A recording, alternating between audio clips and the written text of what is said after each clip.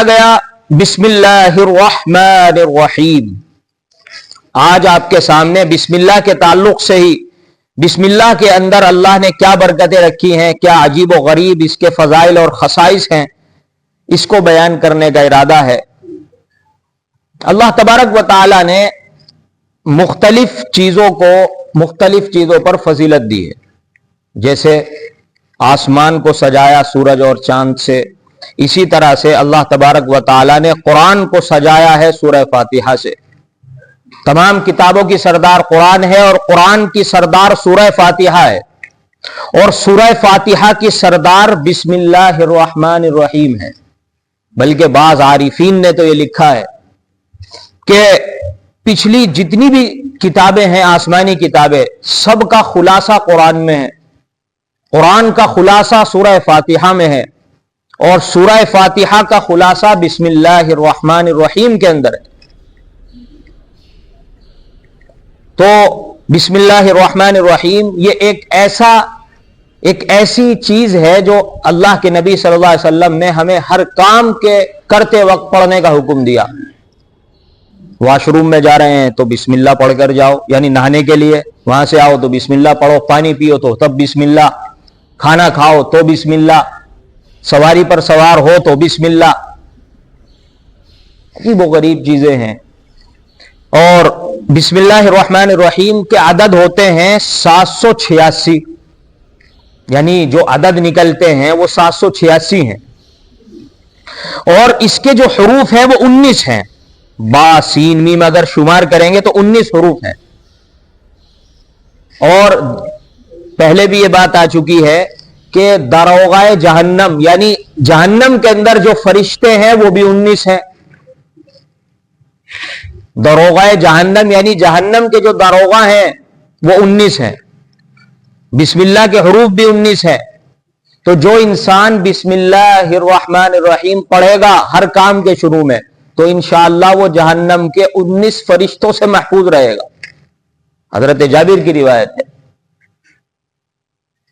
تو اللہ نے اس کے اندر عجیب و غریب برکتیں رکھی ہیں. حضرت عیسیٰ علیہ السلام جب بچے تھے تو اللہ نے ان کو شروع سے ہی نبی بنا دیا تھا. ان کی والدہ ان کو مکتب میں پڑھانے کے لیے مول صاحب کے سامنے بٹھا کر آئیں. تو بچے تھے، مولانا نے پڑھایا ان کو بسم اللہ الرحمن الرحیم. حضرت عیسیٰ نے پوچھا کہ مولوی صاحب اس کے معنی بھی معلوم ہے؟ تو انہوں نے کہا کہ یہ تو معلوم نہیں ہے. کہا کہ میں بتاتا ہوں. انہوں نے کہا کہ با سے مراد ہے بہاؤن کے معنی بلندی اور عظمت. سین سے مراد اللہ کی حمد و ثنا یعنی نور اور روشنی. اور میم سے مراد ہے ملکیت، اللہ کی بادشاہت. اور پھر اللہ کا نام ہے تو تمام معبودوں کا معبود، تمام حاکموں کا حاکم ہے. اور الرحمن، رحمان کسے کہتے ہیں؟ جو دنیا کے اندر بھی رحم کرنے والا ہو اور آخرت کے اندر بھی رحم کرنے والا ہو.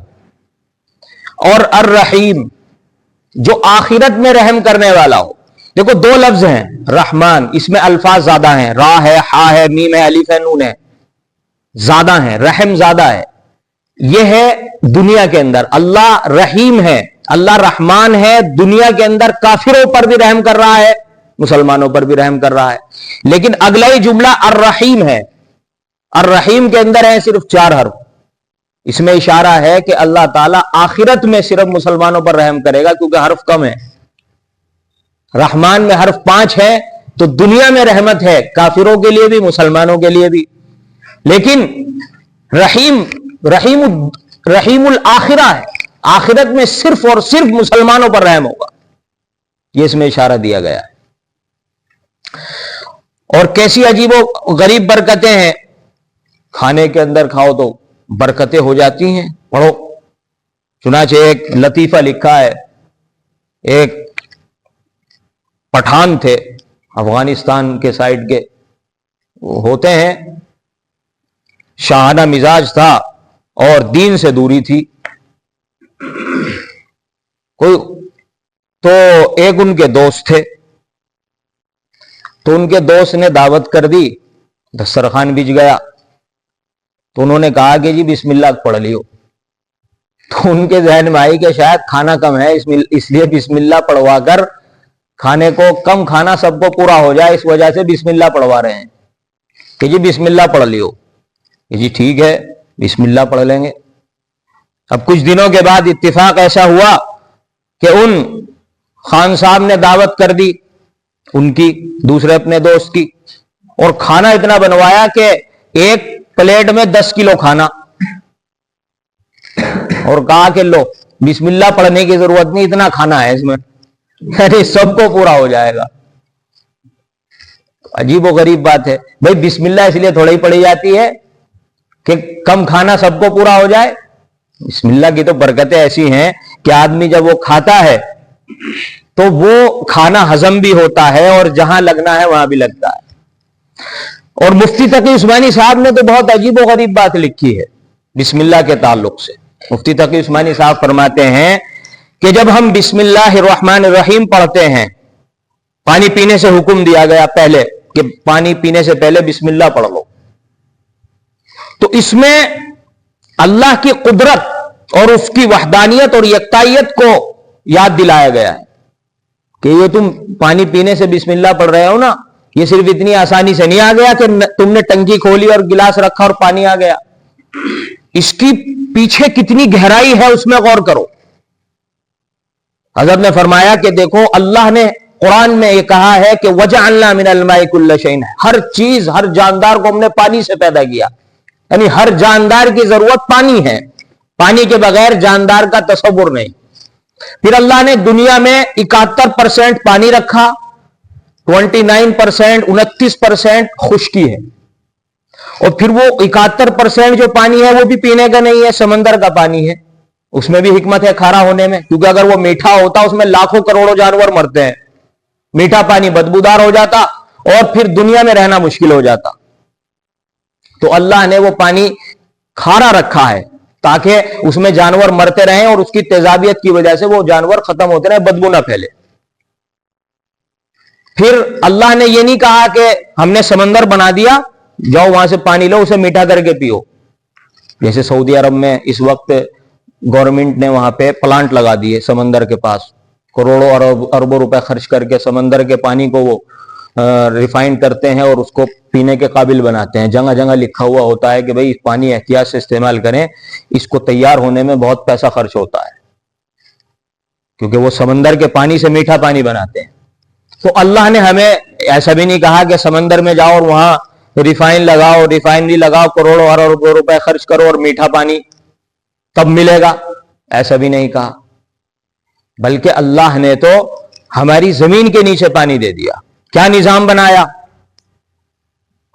آسمان سے، اسی سمندر سے سورج کی شعاعیں پڑتی ہیں اور اس سے بھاپ بن کر بادلوں میں پانی تبدیل ہو جاتا ہے۔ وہی ریفائنری اور فلٹرز ہے بادل، اس کھارے پانی کو میٹھا کرنے والے۔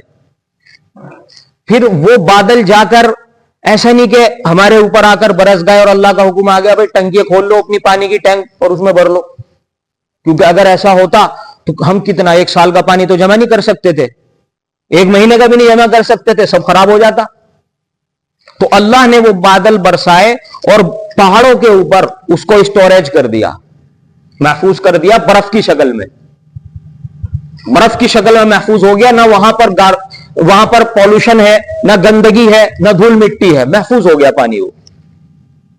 پھر ہمیں یہ نہیں کہا کہ جاؤ پہاڑوں پر جاؤ اور برف لے آؤ، وہاں میٹھا پانی ہے اور اس برف کو پنگھلا کر استعمال کرو، نہیں، وہاں سے دریا جاری کر دیے، دریا بہا دیے۔ یہ بھی نہیں کہا کہ دریا سے جاؤ اور بالٹی بھر کر اپنے گھر میں رکھو، نہ،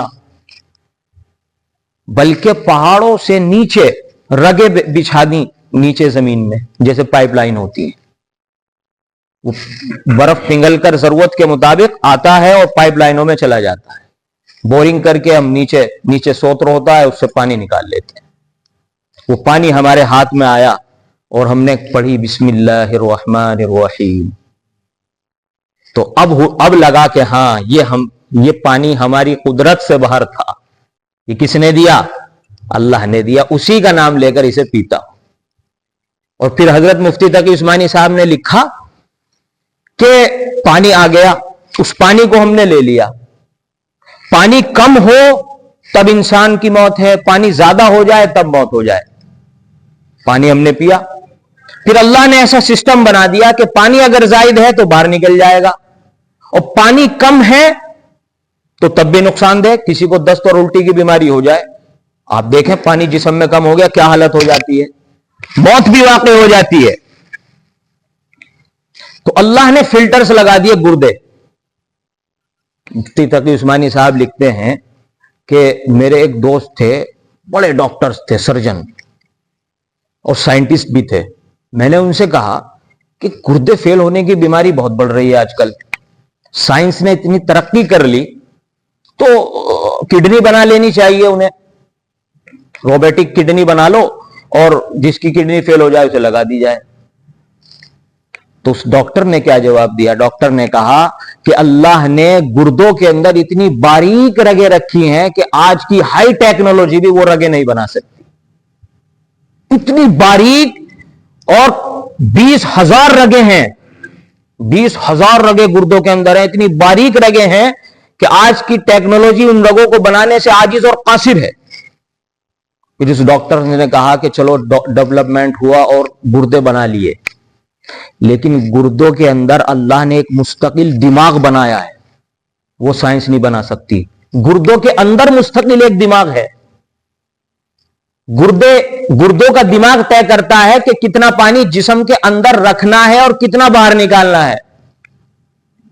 इस इंसान का कद कितना है, उसको पानी कितना चाहिए, इसका वेट कितना है, इसको पानी कितना चाहिए, यह गुर्दों का दिमाग तय करता है। कि अगर हमने गुर्दा बना भी लिया तो वो दिमाग हम नहीं बना सकते गुर्दे वाला।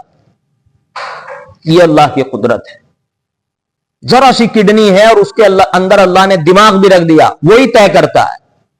इसी वजह से कुरान बार बार कहता है वफी अनफुसिकुम, तुम्हारी जानों के अंदर, तुम्हारी जात के अंदर अल्लाह ने निशानियां रखी हैं कि अल्लाह मौजूद है, खुद ब खुद नहीं बन गए। अफला तुबसिरून, क्या तुम नहीं देखते? तो बिस्मिल्लाहिर्रहमानिर्रहीम ये फलसफा है कि जो पानी तुम पी रहे हो ये कितने मरहलों से गुजर कर आया है, कितने मरहलों से गुजर कर आया है। बहरहाल बात चल रही थी बिस्मिल्लाह के ताल्लुक से। अब बिस्मिल्लाहिर्रहमानिर्रहीम के अदद जो निकलते हैं वो 786 लिखते हैं, निकलते हैं। अब एक अजीब रिवाज चल पड़ा कि हर जगह 786, हर जगह 786। ये ठीक नहीं है।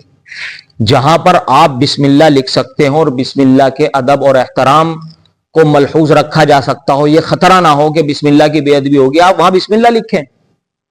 और जहां पर खतरा है वहां पर 786 लिख सकते हैं, लेकिन बिस्मिल्लाह को तर्क कर दिया और 786 लिखना शुरू कर दिया। और बरेलियों ने क्या किया, 786 के नीचे एक लाइन खींच के वो लिखते हैं 92,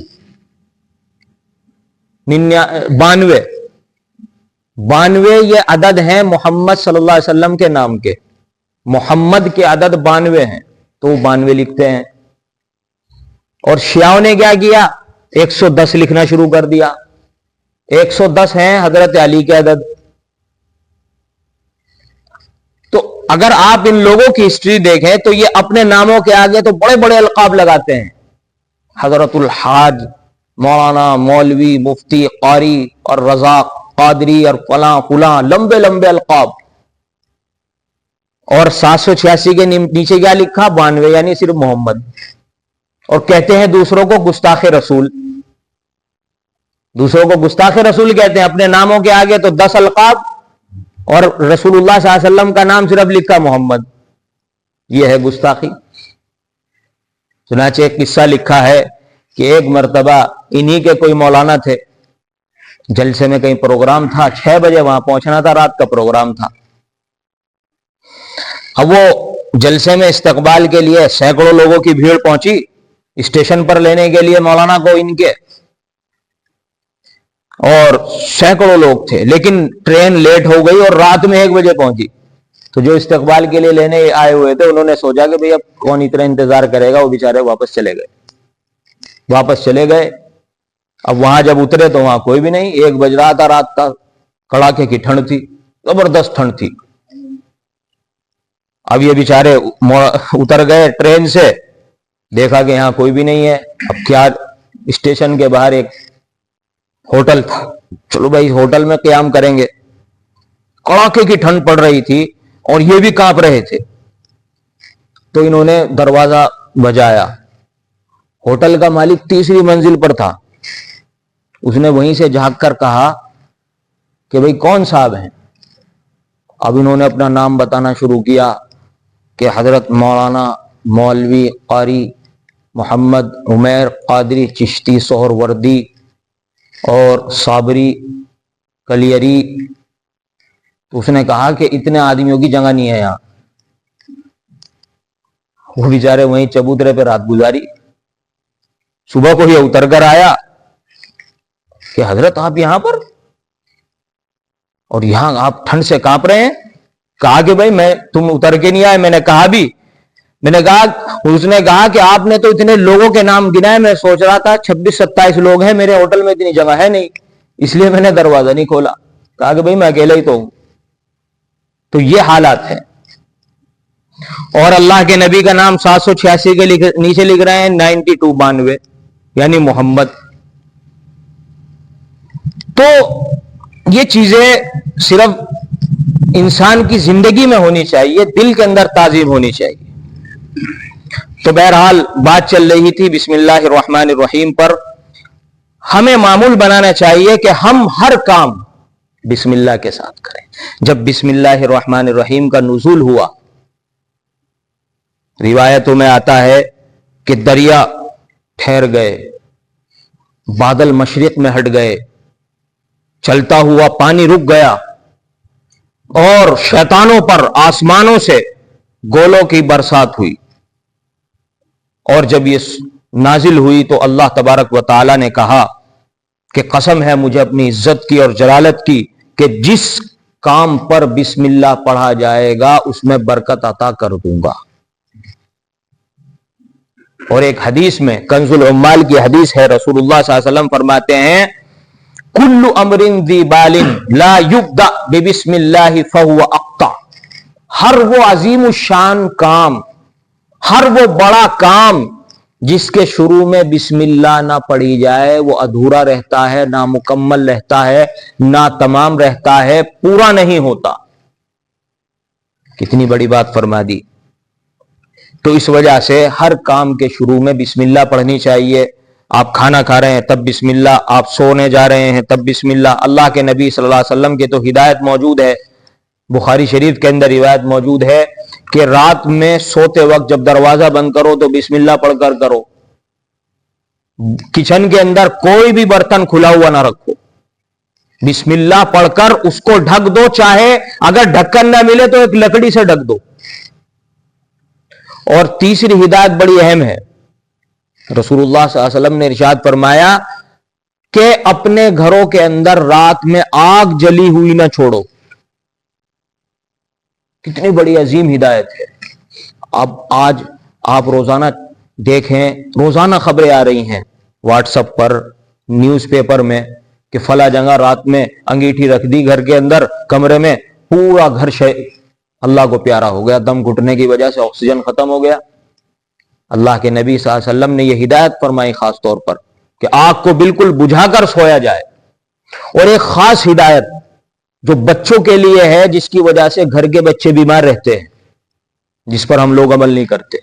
अल्लाह के नबी सल्लल्लाहु अलैहि वसल्लम ने इरशाद फरमाया है कि जब मगरिब का वक्त होने को आए, मगरिब से 10-15 मिनट पहले, तो बच्चों को घर के अंदर ले लो, क्योंकि उस वक्त अल्लाह की बहुत सी मखलूक गुजरती है, हो सकता है उन्हें नुकसान पहुंचा दे।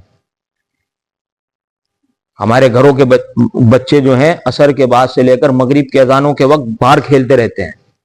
उस वक्त अल्लाह की मखलूक जिन्नात, अपने शयातीन, सरकश शयातीन और जिन्नात गुजरते हैं गलियों से, उन पर झपट्टा मार देते हैं, हमला कर देते हैं, नजर लग जाती है उनकी। इसकी वजह से हमारे बच्चे बीमार रहते हैं।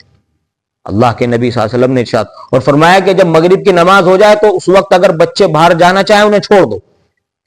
यानी कि जरूरी है, लाजमी है बाहर لیکن اس وقت خاص طور پہ مغرب سے 10-15 منٹ پہلے کا وقت یہ بڑا نازک وقت ہے.